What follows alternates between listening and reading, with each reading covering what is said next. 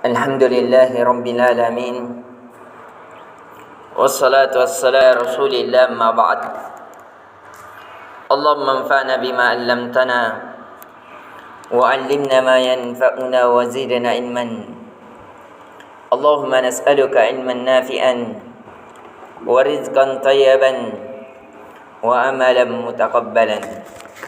Assalamualaikum warahmatullahi wabarakatuh. Alhamdulillahi Rabbil Alamin. Segala puji bagi Allah Tuhan, pemilik seluruh alam, yang dimana telah menghidupkan kita dalam keimanan di atas tuntunan Rasulullah sallallahu alaihi wasallam, dan yang menghidupkan kita untuk senantiasa berusaha mendekatkan diri kepadanya demi untuk menggapai ridhonya, yang semoga dengan hal itu semua insyaallah ta'ala adalah sebab-sebab kebahagiaan seorang hamba di dunia alam barzah dan akhiratnya. Dan semoga Allah kembali menyibukkan diri kita untuk duduk sejenak untuk mendengarkan dari ummahatul mukminin, yaitu kisah-kisah dari ibu-ibu kita, ibunya para orang-orang yang beriman, yaitu dari istri-istri Rasulullah sallallahu alaihi wasallam. Dan alhamdulillah di pertemuan kali ini kita sudah memasuki dari istri yang ke-8 Nabi sallallahu alaihi wasallam, yaitu Juwairiyah binti Harith bin Dinar al-Mustalaqiyah, yaitu adalah Juwairiyah binti Harith, anaknya Haris bin Dirar, yaitu bin Dirar anaknya Dirar al-Mustalaqiyah, yang dari Bani Mustalaq.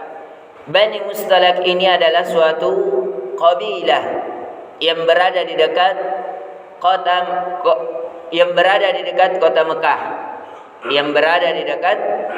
Mekah, Juwairiyah ini adalah seorang wanita dari anak pemimpin dari kabilah itu sendiri.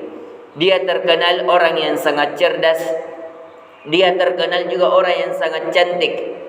Dan dia juga terkenal adalah orang yang baligha fasihah, orang yang sangat indah ucapannya dan paling benar.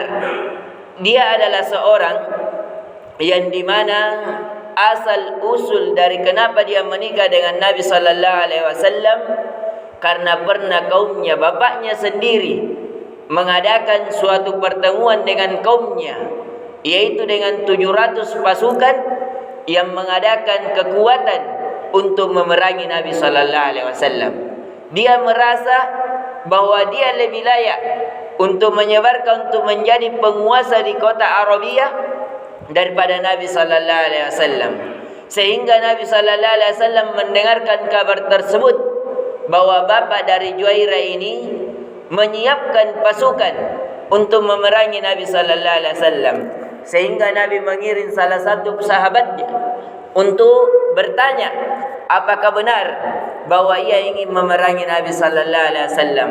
Ternyata bapaknya sendiri meyakinkan bahwa ia akan memerangi Nabi sallallahu alaihi wasallam, sehingga ketika dia telah ditabayyun oleh sahabat Nabi, kemudian sahabat Nabi mengabarkan kepada Nabi tentang kebenaran akan diperanginya Nabi sallallahu alaihi wasallam, maka Nabi bersegera di pagi hari memerangi mereka sebelum mereka menyiapkan diri, yang mengakibatkan mereka ada terbunuh 10 orang.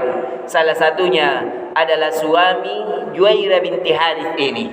Dan sehingga kota Mustalaq ini dikepung oleh Nabi sallallahu alaihi wasallam dan para sahabatnya, yang dimana pada saat itu banyak sekali didapatkan ghanimah oleh Nabi sallallahu alaihi wasallam, karena mereka tidak sadar di subuh-subuh hari Nabi sallallahu alaihi wasallam dan para sahabatnya langsung menyerang dan mengepung mereka, sehingga banyak sekali ghanimah. Mereka tidak siap berperang, tapi Nabi sallallahu alaihi wasallam dan para sahabatnya telah mengepung mereka.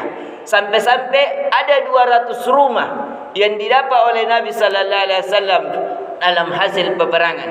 Ada 200 wanita yang ditawang oleh Nabi sallallahu alaihi wasallam, dan orang-orang besarnya itu semuanya menjadi tahanan dari peperangan Nabi sallallahu alaihi wasallam. Yang dimana sekali lagi kita mengingatkan kepada kaum muslimin bahwasanya Juwairah binti Harith ini adalah suatu tawanan, dan dia tawanan dari salah satu sahabat Nabi sallallahu alaihi wasallam, sehingga dia ingin mukatabah. Mukatabah itu artinya dia ingin membebaskan dirinya dengan cara mencicil.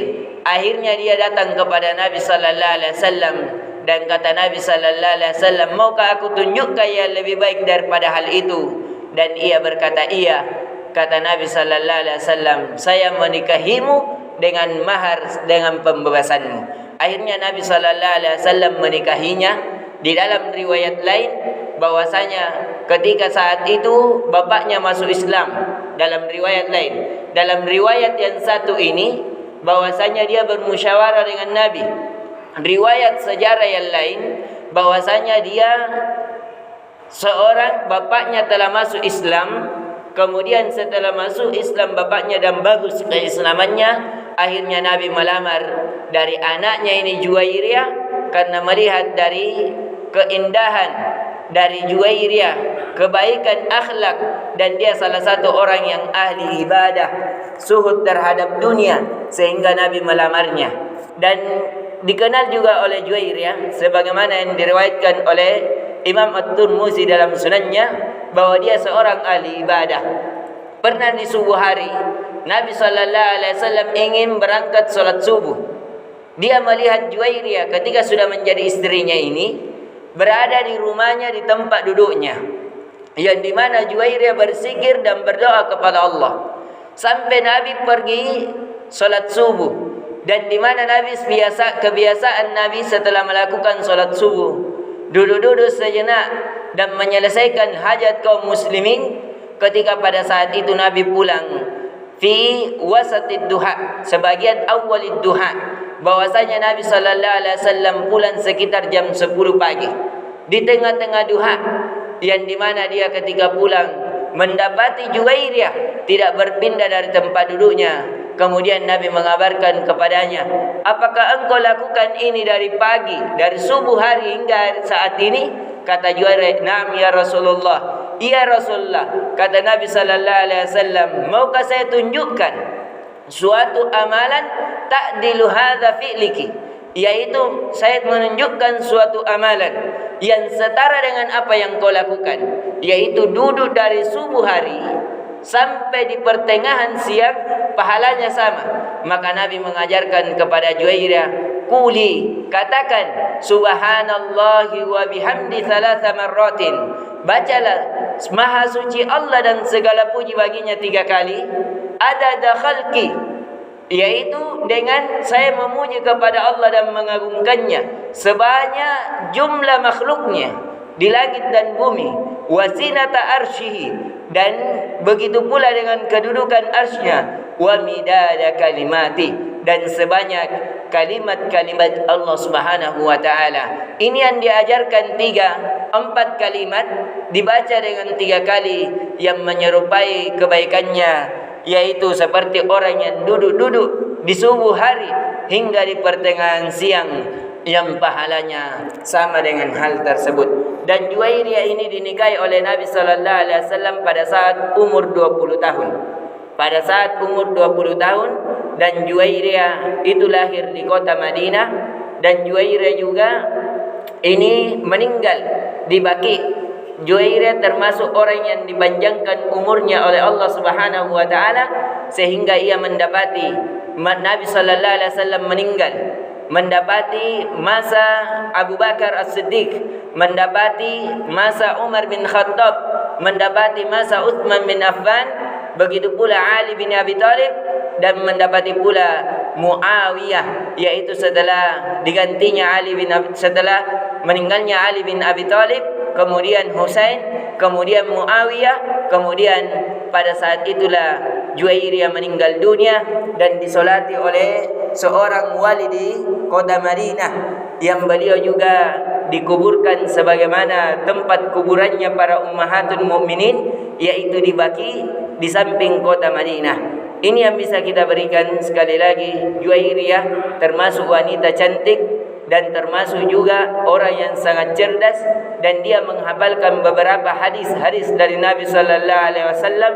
Dan Juwairiyah ini termasuk anak pemimpin suatu kaum yang ketika Nabi sallallahu alaihi wasallam menikahinya dengan mahar memerdekakannya, sehingga para sahabat mendengarnya bahwa Nabi menikahinya dan memerdekakannya, sehingga semua sahabat yang mendapatkan hasil tawanan perang memerdekakan seluruhnya demi untuk menghargai Nabi sallallahu alaihi wasallam dan untuk menghargai Juwairiyah sebagai istri Nabi sallallahu alaihi wasallam, yang dicatat dalam sejarah bahwasanya pada saat itu sampai-sampai sahabat ada 100 tawanan yang dibebaskan ketika setelah pembebasan Juwairiyah binti Harith ini.